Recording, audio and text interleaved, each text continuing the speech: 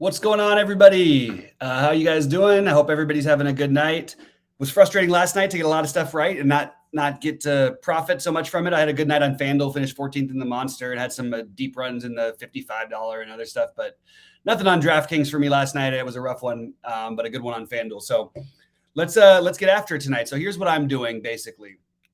Just some. I'm going to say some players' percentages. Now they're going to change drastically because I have to finish editing my lineups after this.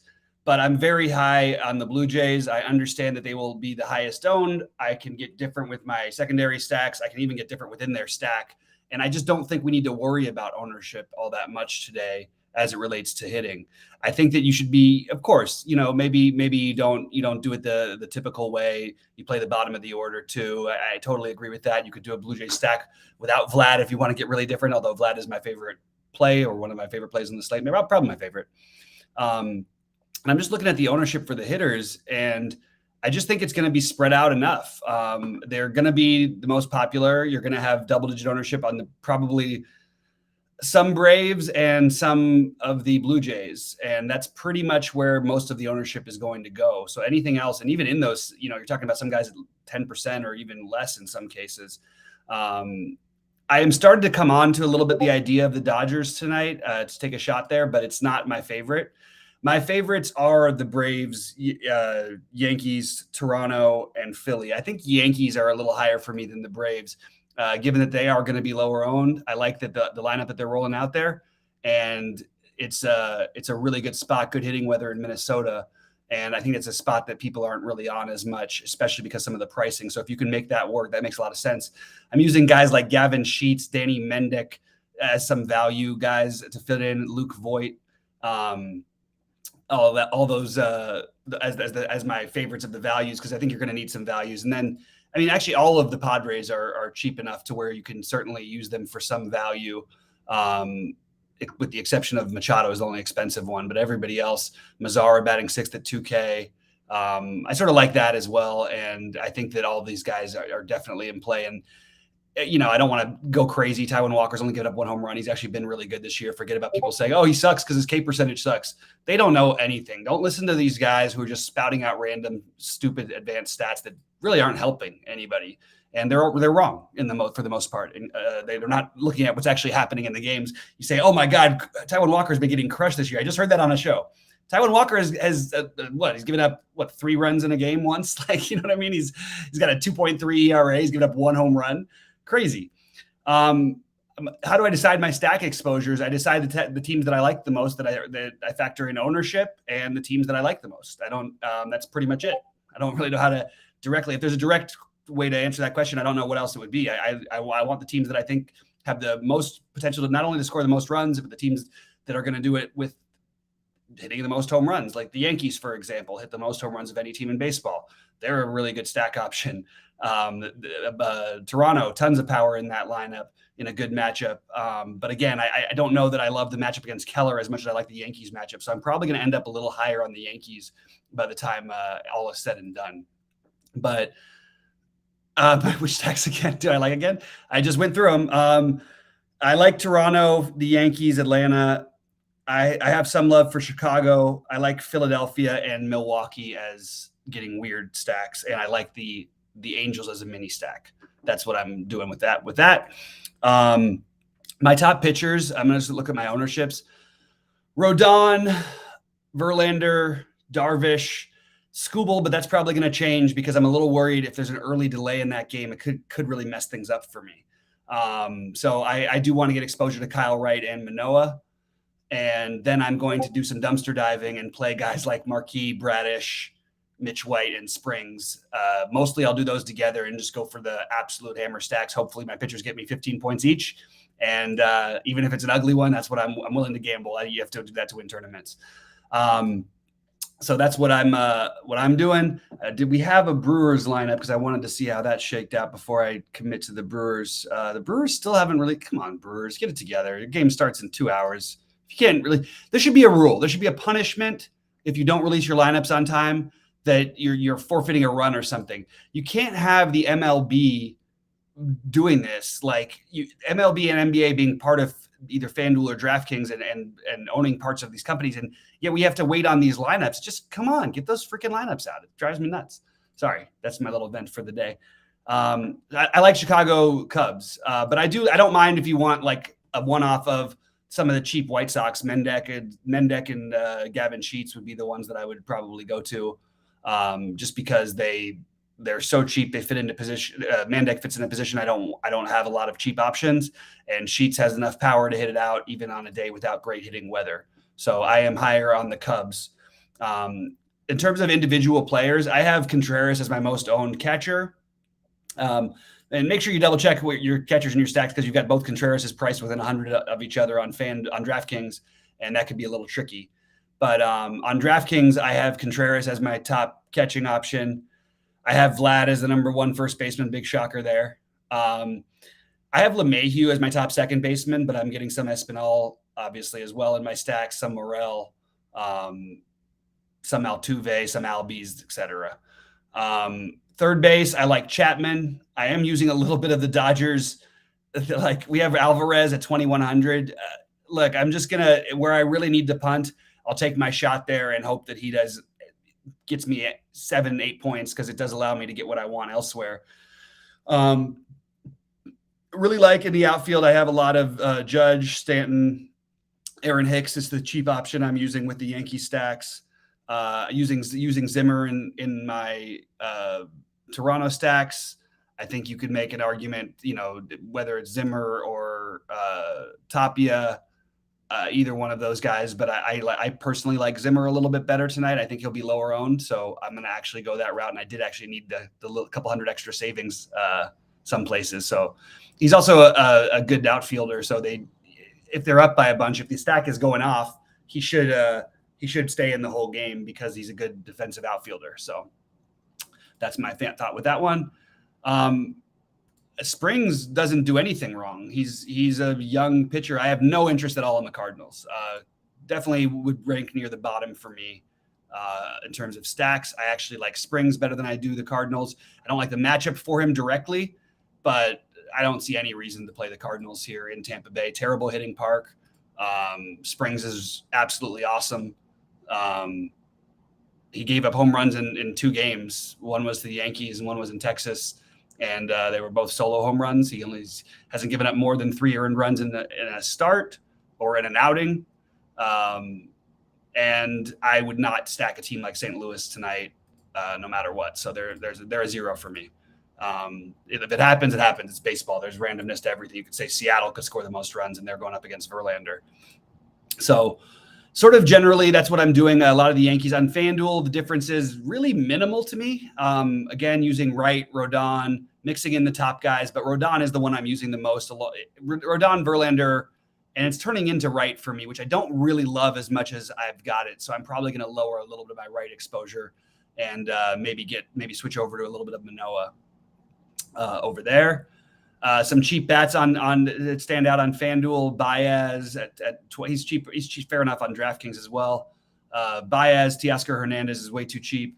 Gavin Sheets again. Laureano, if you're not playing White, it's not like White is necessarily going to go out there and throw a no-hitter, so I don't mind Laureano's price. Matt Duffy, a little bit of to use with maybe Ohtani and Trout, get a little mini stack going there.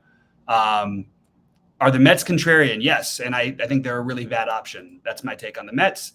No interest in the Mets. I don't think you need to worry about being contrarian so much on this slate. No, I don't lock Jim Steele. Anybody who's familiar with me on big slates, there's almost no reason in baseball, especially when you have everybody so close together, to lock in a certain player. A pitcher would be the one to do it, but that's like a 5-gamer or a game where somebody's mispriced or something like that. You don't lock is a dumb word that guys like to use, who like to talk like a DFS guy, which like they do on the other shows. And that's what we want to be away from at True DFS. We really want to be different. We don't want to talk about, I see it all the time. I do shows with guys now. Oh, I'm locking that guy in. I'm locking that guy in. They name 30 guys they're going to lock in. You can't lock in 30 guys. That takes away the meaning of lock. Lock means that's the only guy you're playing. That's it. You're not doing anything else. And I just don't think there's any such thing as lock buttoning, especially in baseball. Definitely for hitting. Pitching, every now and then I will lock button a certain pitcher. Like yesterday with Carrasco was my only pitcher I used on FanDuel. But I only played 4 unique lineups basically, so that's why. Joey Gallo batting ninth. Hey, there's contrarian for you. Go ahead and play him. I actually, even with my love for the Yankees, I have no Joey Gallo in the lineup. You could use him on FanDuel, of course. That's why K9's bringing it up. K9 is a FanDuel expert, and he definitely makes more sense on FanDuel than he does on DraftKings to me, just because of the price, I guess. But even still, I don't see. I'm not playing a lot of number 9 hitters on FanDuel. I generally don't like to go past number 7 in the lineup if I can help it on big slates, because you just are losing an at bat basically to the rest of your teammates all the time. So it's tough. He's really cheap though. I mean, he's another one, but you're not playing a one-off of Joey Gallo. That would be terrible DFS play. If you're playing Joey Gallo, you need to have at least some sort of correlation. Also, just to mention, like, Joey Gallo is cheap because he basically can't hit. He can hit home runs, but he is definitely. I mean, what is he hitting this year? Let me just pull up his numbers, because he has been. I mean, he's become like a 100, one of the worst hitters in recent baseball history. He's hitting 176 with 6 home runs. Not a whole lot to be excited about with Joey Gallo in that sense. He does walk some, which is pretty bad for DFS as well. But he does have, like, the power is still there. It's just totally random when it comes with him, it seems like. And you just never the kind of guy you want to one-off unless he's batting a little higher in the order. Well, he's batting 9th. When he's batting 6th or 7th, you can absolutely one-off Joey Gallo all day long. But 9th is just crazy. And you're losing the correlation if you're not getting him with somebody else. I like Will Smith if I'm spending for another catcher. If I'm going down, which I'm not doing as much as I thought I was going to be, I like Stassi, I like Rutschman. And I'm just going to show you some percentages. I've got 10% Springs. I've got 35% Rodon on DraftKings, 30% Darvish on DraftKings. That'll probably be more like 20 by the time we're done. Verlander at 28, probably be more like 35 by the time we're done. Skubal at 28, which is probably going to be more like 15. Wright and Manoah each at 15, which will probably each be closer to 20, because I'm going to have to get rid of some Skubal and some lineups, just if I'm worried about the weather there, which reminds me I'll get out of here at 6:30 today.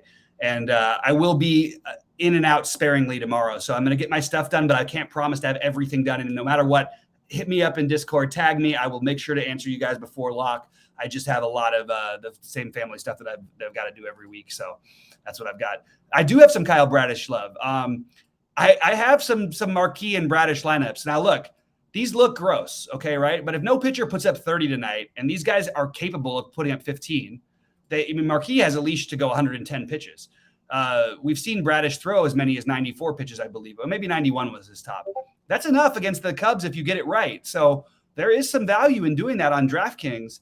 I don't think you can even think about these guys on FanDuel, but on DraftKings, absolutely, I would be playing some of those guys along with some of Mitch White and Springs. But they're not ideal. There's great spend ups. My guess is 2 of them probably go off tonight. My favorites are Verlander and Rodon, but it's not by a ton. And I think Manoah at no ownership, Wright and Skubal are all very interesting as well. It sounds like Milwaukee's lineup's out. Good news for me, K9, because I'd like to see what that is. I do have some I like Ranger Suarez as a pitcher. I think he's having some real trouble with his release point. So I'm going to attack it when I see it. I don't love it as a full stack. I like it more as a mini stack, but I do think that, people don't realize Milwaukee's the second most home runs in the major leagues right this year. Pretty shocking actually, but definitely right there. Absolutely not sleeping. Diaz Wolfpack. I'm not sleeping on Trevino. That guy's shown some pop lately, and he fits in as my cheap catcher for my Yankee stacks, but I'm not using him outside of my Yankee stacks. He is my favorite cheap catcher though, in my Yankee stacks, and that's where I'll use him. Urias Taylor, thank you for dropping that in, K9. Urias Taylor, Yelich, McCutchen, Renfroe. Oh, Renfroe's back, but we didn't get Adames back, so I'm going to have to change my FanDuel lineups. I thought Adames would be back today. That was what we had heard was going to happen. Not happening, obviously. I keep thinking more about this with the Angels. Now, the thing is, we all love this talent, and this is another guy who people are going to play some of tonight, but not much. Garrett Whitlock has great stuff. Garrett Whitlock, I don't know what's going on with him. He stopped striking anybody out since his last game with the Angels, actually. And now that they've seen him once, I'm just sort of interested to see how that plays out, because I think you're going to see wide ranges with some of these young studs. I can say the same thing for Kopech. Garrett Whitlock, people look at his last game. Oh, he was okay. He had 14 and a half fantasy points. He pitched 6 innings and gave up no runs and didn't strike out a batter. That's like almost impossible to do. So I'm on the side of if he's having trouble with his strikeout pitch, Trout and Ohtani certainly seem like viable options, along with Stassi, Walsh, and Duffy for value. So I don't mind that. You could throw Marsh in there too as well. All right, let's see what else we've got here. Yeah, not my favorite. It's a better lineup than it could have been from them, but it's still not my favorite. I like that they're batting Taylor second, actually. I think Taylor gets a big boost in front of Yelich in general. But that's another game that I just had targeted. I think that I'm still going to try and stick to my favorites. And there's, by the way, really good hitting weather in Baltimore. I'm a little surprised the run total is not a little bit higher. And if you want to mix in one other crazy pitcher, though, both pitchers in that game, I could that's one of those games where I like the pitchers a little bit. I like the offenses a little bit. So that's what I'd be getting a little bit of exposure to both. I didn't actually end up getting to Keegan Thompson because I feel like the leash isn't long enough for me. I'm just trying to take a quick look at his most. I just don't think it's quite good enough for me, but he's certainly viable. I mean, this is a weak offense and offense that strikes out as well. So I don't mind if you want to go to there, but I do think mostly you want to spend your night. If you're going to gamble on a spend down, I would just play it with another spend down and go for the hammer stack and, get all the Braves and Blue Jays together or something like that, or the Yankees. But I would personally prefer not doing that and double spending up. That's what my big buy-ins are going to represent. The SaberSim projections are all updated. I'm guessing you mean Sheets's. Sheets's shouldn't be any different. I don't see anything that would have really changed much except for, I guess with the Milwaukee. It doesn't look like he just posted in Discord. He's not going to be able to get it before lock, but he does. I mean, there's nothing that's going to change except for the Milwaukee lineup. So that's I don't think in basketball, things change drastically when you see it. So it matters, but really getting up to the minute updates of projections really don't mean all that much. And projections in baseball don't really mean all that much in general, except for pitching to some extent. Hitters, it's just a silly number that I just use it to tell me who's going to be owned. When I see a guy with 1 point better projection at 2K, and they're both at 2K, that guy and one guy's going to be 20% owned, the other guy's going to be 2%. Just play the guy who's 2%. I mean, it's baseball, and those guys are 2K for a reason usually. Anyway, let's move on. Pop in any more questions, any more thoughts, because that's pretty much all I've got for this baseball slate. In terms of what I'm doing. And I'm just worried about the one thing I'm going to hang on to that I want to get out of here maybe a little bit earlier than usual is I want to find out an update on this weather just to make sure, because it feels really bad to try to even invest at all in weather on a slate like this. And it looks like that Detroit game is looking a little bit worse for the pitching. So I'm probably going to come off Skubal in my big buy-in, and that's just the way it's going to be. Unfortunately, that means I guess I'm going to go. I think I might go to Manoah. I know it's not a great matchup for Manoah. I just love this kid. He's big. He can strike out anybody. Even you put him in a tough strikeout matchup, he still crushes these guys. So I'm going to get myself some Manoah. And I think Darvish is being overlooked today. I do think looking at ownership as it relates to pitching, I'm going to double check SaberSim's most recent update for the pitchers. But I think that you could make an argument that at a different time of the year. Whoops, that's not right. Oh, that's only Detroit that I've got crossed up there. Only Philly. Let's see. So I've got, Darvish right now at 15%. I think that's in the higher buy-ins. Maybe it'll be right. It probably should be right around there. It's okay, actually. But you go down and you see Manoah at like less than 10% with arguably the best strikeout stuff on the slate. He hasn't had the big strikeout stuff this year, but he's been just really, really good in real life and in fantasy. Just hasn't had that crazy strikeout game yet. And this is not the ideal matchup to do it, but I just believe in the talent, and I'm going to bet on talent all the time. And it's again, I just feel a little nervous enough about the Skubal situation, which is going to frustrate me because Skubal was my guy to start the day. I was very high on the Skubal pairing with double spending up with Rodon, with Verlander or something like that. I also do have Verlander and Rodon together quite a bit, which I don't think is going to be that unusual because they're both going to be pretty popular. I'm not playing Quintana, even though he's been good. Again, also the weather, but just don't like guys like that. Would rather take a shot on the young ace arms that I haven't seen before, like Jeffrey Springs. Not enough of a leash for me to play on FanDuel, but I definitely like him on DraftKings. And I think Ranger Suarez is a guy who belongs in the conversation. I just haven't found a way to quite get him in yet. And as bad as he's been, I'm throwing the Herman Marquis thing in there. It's just 5,300 for a guy who can do it. It was just my gambling lineups. I have no interest in Boston personally, but go ahead, play them. They're a good offense. They're significantly worse on the road, especially so Boston plays most of their games, obviously, in what you call the second or third best hit. I guess you call it the third best hitters park. Probably the best considering the way that they all have played there for a while and they know how to use it. They're always going to hit the most doubles in Boston because of that green monster and joke of a field that they play in. But going up against a good pitcher and a good pitcher might be a stretch for how he's looked this year, but Suarez, Jose Suarez, I actually believe is talented. I get it.